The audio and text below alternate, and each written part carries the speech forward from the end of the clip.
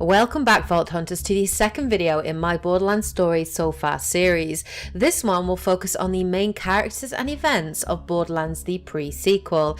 If you haven't already done so, I would suggest checking out my first video covering some of the lore and history of Pandora, as well as the main events and characters of the first game. Go check out that video first and then come back here. Ready? Right, let's delve into Borderlands the pre-sequel.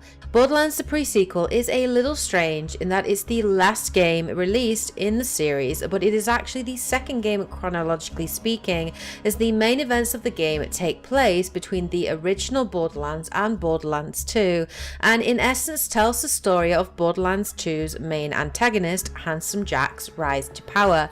The majority of the game is actually told retrospectively from the perspective of Athena, one of our main Vault Hunters, as she recounts to Lilith, Brick and Mordecai her involvement with Jack while being held hostage by the original Vault Hunters following the events of Borderlands 2. More on that to come in my third video. Like all Borderlands games, our story begins with an opening narrative which sets the scene. After the fall of General Knox, I wandered Pandora as a hired gun. One day, I received a job offer from a low-level Hyperion programmer. Come to the moon, it said. Hunt a vault, be a hero. I didn't trust Hyperion, but I was too hungry to pass up a paying job. And what did you find? Violence, insanity, and a hero. The game begins with a huge rocket under attack from bandits as it races along, heading to Helios, a Hyperion space station orbiting the moon of Elpis. On board, we are introduced to our four Vault Hunters. They include Athena, a former Crimson Lance assassin and leader of the famed Omega Squad. She defected from the Atlas Corporation after they manipulated her into killing her own long-lost sister, and is now a mercenary for hire. A gladiator class, Athena is most well known for her ability Kinetic Aspis, a shield that absorbs incoming damage and reflects it back at attacking enemies. Wilhelm, an enforcer obsessed with cybernetic enhancements. Wilhelm has a rare genetic abnormality called bone waste, which required him to get cybernetic implants from an early age. This has led to an unhealthy addiction to cybernetics and a desire to become fully robotic one day. Wilhelm wields two drones, Wolf, a red combat drone, and Saint, a white support drone. Next, we have Nisha, the Lawbringer. Having had a rough childhood and an abusive mother who would often yell and toss all sorts of things at her, Nisha has used this as a way to train her reflexes. She is able to catch anything thrown at her. A gun for hire, Nisha has a history of killing political figures and bandit leaders. This has gained her a reputation as the bandit who kills bandits. Oh, and she is the future girl of Handsome Jack, by the way, and we also kill her in Borderlands 2 in a side mission, but spoilers. Our final Vault Hunter is Claptrap. That's right, Claptrap, who since the original Borderlands has exceeded his programming and decided to try his hand at being a mercenary. Upgraded with the VaultHunter.exe, this program allows Claptrap to analyze combat situations and choose the most suitable action package, providing the player with bonuses and new fighting styles. Okay, that's enough about our main Vault Hunters, so back to the story.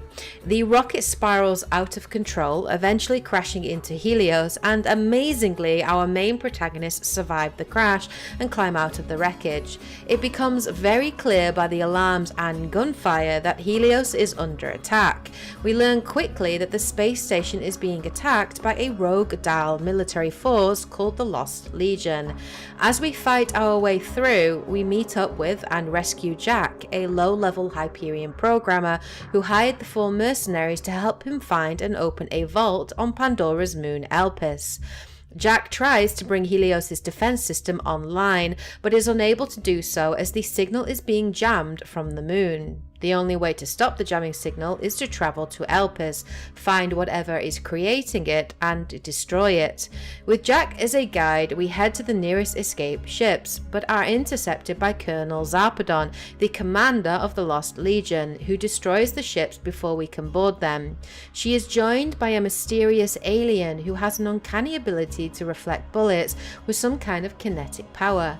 Jack and the Vault Hunters scramble away from this powerful alien and look for another escape route, which they find in a moonshot cannon.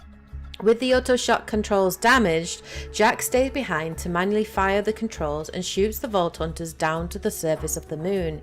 He points them towards Concordia, the biggest town in Elpis, stating that he knows someone who can help them find the signal. Miraculously, our heroes survive the landing and are rescued by Janie Springs, a junk dealer and black marketeer with a heart of gold. She leads the hunters to safety, giving them Oz kits to survive the unbreathable atmosphere and one of her moon buggies, though not before getting in a few flirts with a flustered Athena. Arriving in Concordia, the Vault Hunters immediately head to the Merif's office, who apparently is a Hyperion agent, but are refused entry, with the Merif stating over the comms that he is not taking visitors today. Jack is pissed. Needing to find help elsewhere, he points the player towards a local bar which is run by his ex-girlfriend Moxie. There we find Roland and Lilith on the dance floor. Well, Lilith shows off her moves while Roland just kind of stands there looking awkward, but it appears that they are now a couple and are on vacation. When asked for their help, Lilith and Roland decline, stating that they are out of the vault hunting game. The reason, according to Lilith, Too many tentacles. we find Moxie at the bar, who greets Athena, and it becomes apparent that the two have had dealings in the past. To give you a bit of backstory, Athena had actually worked closely with Lilith, Roland, and Moxie at the end of the original Borderlands. She hired the original Vault Hunters to help her take down General Knox, destroy his armory, and prevent Atlas's invasion of Pandora after the fall of Commandant Steele and the Crimson Lance. They worked well together and succeeded in their mission. Anyway, Moxie agrees to help Athena and Jack and gives them transmitters which she instructs to be placed on echo towers around Concordia. Using the transmitters, we are able to pinpoint the source of the jamming signal to a place called Crisis Scar, an old Dalcom's facility which had been taken over by a bandit group known as the Scavs. As the Vault Hunters move to leave Concordia, the Merif suspiciously places a lockdown on the town, preventing anyone entering or leaving. Returning to Moxie's, she sneaks us out through a secret workshop. As we arrive back on the moon's surface and make our way to Crisis Scar, Zarpedon starts shooting at the moon with a huge laser weapon called the Eye of Helios. With the moon's surface already volatile after years of mining by the Dahl Corporation and the disaster known as the Krakening, which cracked the moon's surface, causing fissures and lava pools, it's clear that Zarpedon is intent on destroying Elpis, with a few well-placed shots at the moon's core. Now a race for time, the Vault Hunters rush to Crisis Scar, kill some scavs and their leader, Red Belly, and take the jamming signal down. The Merif's voice suddenly comes over the comms, demanding to know why the jamming signal has disappeared, and it becomes very clear that the Merif has been working with Zarpedon the entire time. Jack does not take the news well. Now, with the fast travel system restored, he teleports to Concordia, reunites with the Vault Hunters, and confronts the Merif. As Jack is about to spare the Merif's life, the Merif stupidly opens fire on Jack's back as he walks away, misses, and causes Jack to empty his gun clip into him, venting built-up anger and frustration at his betrayal. It's clear even at this point that Jack has a definite dark side and is ruthless against those that betray him. Now getting a taste for leadership and for killing, Jack decides that the only way to take back Helios is to make a robotic army. Needing a military AI and robot making facilities, we recruit the help of Janie Springs, Lilith and Roland, and Janie's friend Davis Pickle, who directs us to an ex-Dahl warship called the Drakensberg. The ship is ruled by the bosun, an ex-Dahl computer programmer who has reprogrammed the ship's military AI, Felicity, to be his girlfriend. Not particularly thrilled with her new paramour, Felicity secretly helps the Vault Hunters gain access to the command center, where you face and defeat the bosun after taking down his shield generators and killing him. Having freed her, Felicity offers to go with you and help you in your mission. As you are downloading Felicity from the ship's AI hub, Lilith comes over the comms, stating that she has found an old Dahl robot factory. As we make our way to the Titan industrial facility, Zarpedon continues to attack the moon with the Eye of Helios, stating that she has no choice and that she must prevent anyone from accessing the vault and the secrets that lie within, even if this means killing everyone on Elpis. She insists that she is not the villain and that killing thousands will ultimately save millions. Making their way through the facility, the Vault Hunters come across Dr. Gladstone, a Hyperion R&D scientist who tells them about an experimental prototype he has been working on called the Constructor, which, as the name might suggest, is capable of constructing the robot army that Jack needs. Killing Torques and Scavs as they put the Constructor together, all that remains is to install the military AI. However, the process will erase Felicity's memory.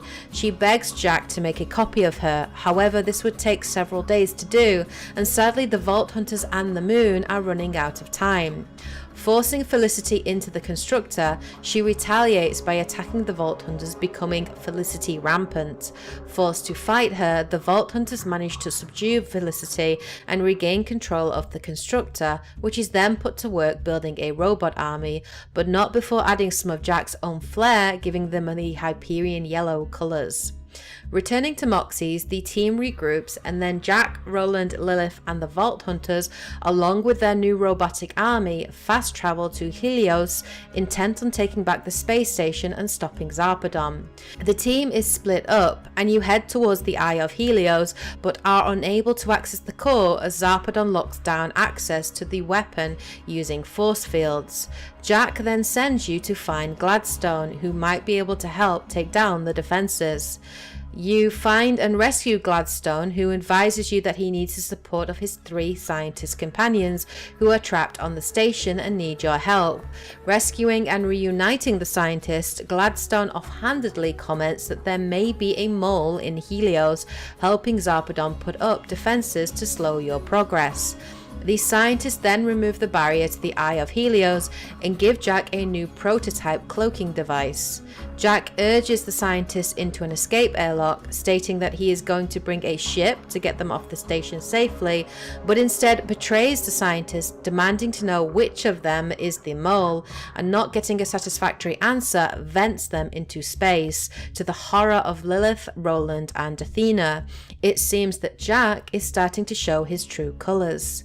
Still hired to do a job, Athena continues to work for Jack, and her and the Vault Hunters press on to the weapon, intent on stopping it. Gaining access to the laser command center, Jack tries to shut the weapon down remotely, but is unable to do so. As the system has been locked out by Zarpedon and the eye can only be shut down manually, making your way towards the laser core, we finally face off against Colonel Zarpedon, who is piloting a huge power suit. After taking down the suit, we're then faced with a powered up Zarpedon wielding a fierce looking weapon and abilities. We defeat Zarpedon, who lays weakened on the floor. Jack presses her for information on the vault's location, and Zarpedon reveals that the vault is open. She has been inside the vault and pleads with Jack and the Vault Hunters not to enter the vault, as it will trigger a chain of events that will kill millions. Jack only focuses on the fact that the vault is open, killing Zarpedon coldly as he turns away. Finally accessing the laser's core, we see the machine that Jack insists will be used to wipe out bandit camps and save Pandora with 0 friendly casualties. As we gain access to the Eye of Helios, we discover that the name is pretty accurate and that the weapon is in fact a literal eye, more specifically the Eye of the Destroyer. Moxie instructs the Vault Hunters to shut down the eye by injecting it with a new experimental iridium-based chemical called slag. This triggers a fail-safe mode and deactivates the weapon. Moving to a safer distance, Jack presses the button to reboot the weapon and something goes terribly wrong. It turns out that Moxie, Lilith and Roland betrayed Jack and created a singularity, hoping to destroy the eye and kill Jack in the process. They manage to destroy the weapon, but somehow Jack and the Vault Hunters survive. Jack at this point starts to slowly lose it and promises revenge on Moxie and the original Vault Hunters, who are, in his own words, no better than bandits. Racing to the vault, Jack is adamant that he must beat Lilith, Moxie and Roland there, certain that they will destroy whatever lies within. Landing back on the moon of Elpis, we travel to Zarpedon's refinery station and find an ancient Iridian structure there. Fighting our way through the structure, taking down Lost Legion and Iridian Guardians along the way, we finally find the entrance to the vault, which is unsurprisingly guarded by the Sentinel, an ancient guardian that has many forms and is a tough fight. Finally defeating the Sentinel, Jack walks towards a small floating symbol and reaches out his hand to connect with it. He is suddenly given a vision of the future, including another vault on Pandora, which houses a massive lava monster known as the Warrior. As Jack is trapped in his vision, Lilith phase walks in and punches through the symbol, burning it into Jack's face in an incredibly cool looking scene. Jack is left writhing on the floor in pain as Lilith escapes.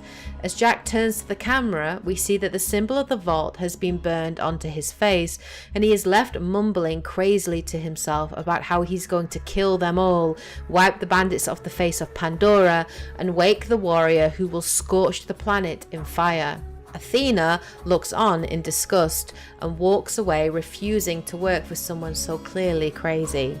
We then cut back to the present at the end of Borderlands 2, and Lilith asks Athena if she regrets teaming up with Jack, to which Athena states yes, she does.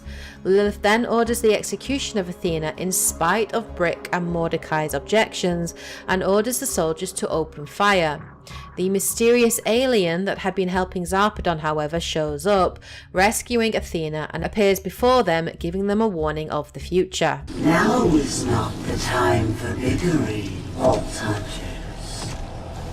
War is coming, and you will need all the Vault Hunters you can get.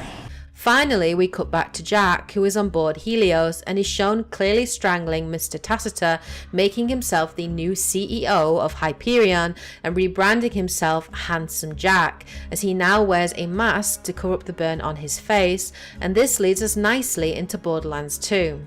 So there you have it. Those are the events of Borderlands the pre-sequel. Hope you guys found this video useful and informative. If you did, please leave a like and comment, and don't forget to share and subscribe. I will be back again with my next video, which will cover the main characters and events of Borderlands 2, so please look forward to that. Anyway, until next time, Vault Hunters.